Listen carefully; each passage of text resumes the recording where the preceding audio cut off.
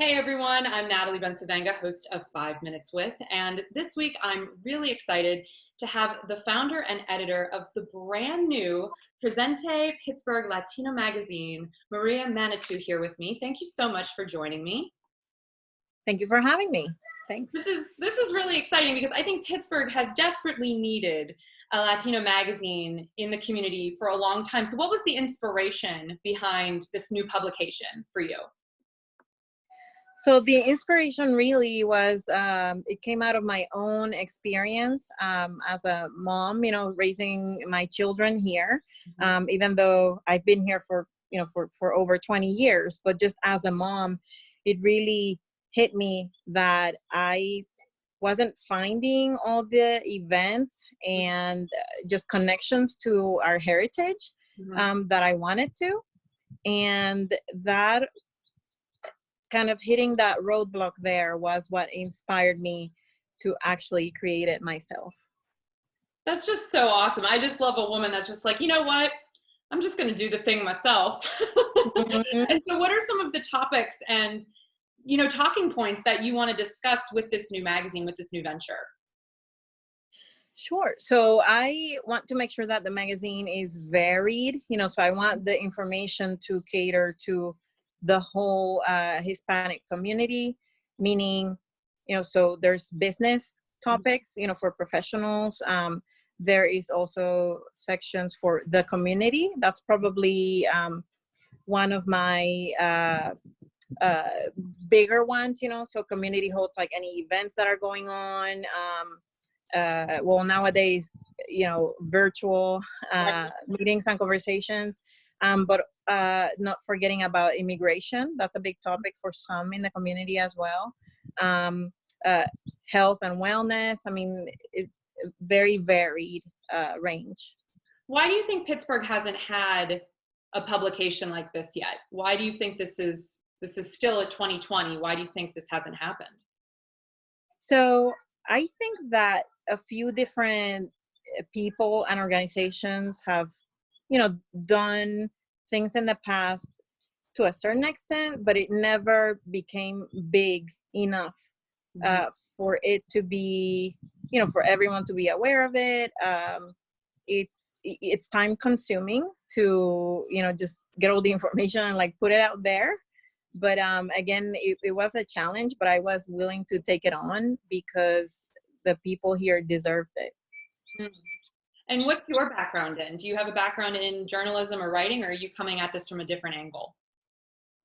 So my professional background is in marketing and communications. So I do have the, writing background from when I used to do communications in the corporate world. And so that's kind of bridging together my love and passion for Latino culture, and then my professional background as well, just come together in the magazine. Do you think at this point in history, with everything going on politically, that this type of publication is more important? Does it feel like it's more important now than ever to have something like this in the community of Pittsburgh? So I've actually been thinking about that myself lately. I'm like, I thought about this for a long time, launching this, and it's kind of ironic that I'm launching it now when there are all these conversations going on. And but yeah, I think given that it's more out there in the headlines and all that, a good time to bring it up and say that we are here, and all the wonderful contributions that people are making in different parts of the communities, people learning about that. Because I think that many times when people get scared of what's different from what they're used to, it's just because they don't know really about it, and they have they just have different things in their head what they think something is. And so through my stories and the stories shared in Presente, I want to change that. So if it is that they have any like stereotypes or things like that, then the stories in Presente show the truth, you know, and a big range of things that we're involved with and that are going on here from the Latino community perspective. And what is your hope for the future in how the Latino community of Pittsburgh and beyond is treated in this country? What are your hopes for the future that people will understand? So my hope is that people are more open about learning about others. And I mean, not only the Latino culture, you know, just all cultures.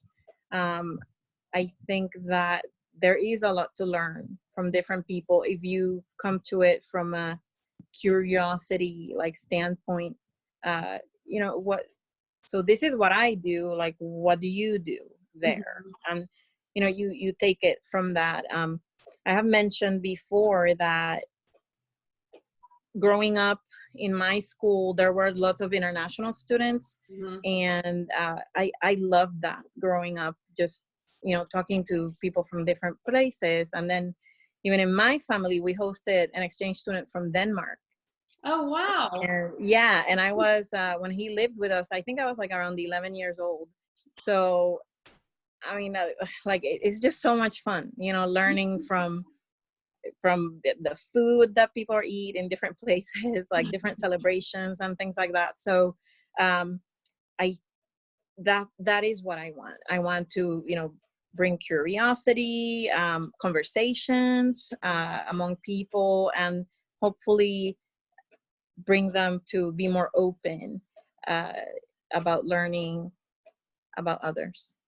Oh, thank you so much, Maria, for spending 5 minutes with me and sharing this amazing new magazine. I can't wait to read it and learn more. And I look forward to continuing the conversation with you about how we can bridge these differences and celebrate our differences together. So thank you so much for being a part of 5 Minutes With. Thank you.